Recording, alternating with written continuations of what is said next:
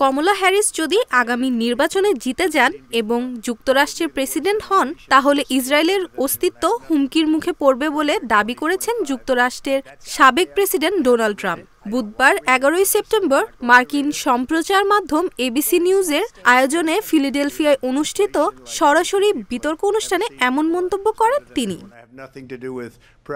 Trump দাবি করেন তিনি প্রেসিডেন্ট থাকলে গাজায় যুদ্ধ বাধত না। এছাড়া বাইডেন প্রশাসন ইরানের উপর থেকে নিষেধাজ্ঞা তুলে নিয়েছে বলেও দাবি করেন। স্থানীয় সময় রাত 9টায় প্রেসিডেন্সিয়াল ডিবেট নামে পরিচিত এই বিতর্কটি শুরু হয়। সারা বিশ্বের মানুষের আগ্রহের তুঙ্গে থাকা এই বিতর্ক বিবিসি, সিএনএন, চ্যানেল 4 সহ বিভিন্ন সম্প্রচার মাধ্যমে সম্প্রচারিত হয়েছে। আগামী 5 নভেম্বর যুক্তরাষ্ট্রের প্রেসিডেন্ট নির্বাচন অনুষ্ঠিত হবে। তার আগে এই বিতর্কটি সবচেয়ে গুরুত্বপূর্ণ মুহূর্ত হিসেবে দেখা যাচ্ছে।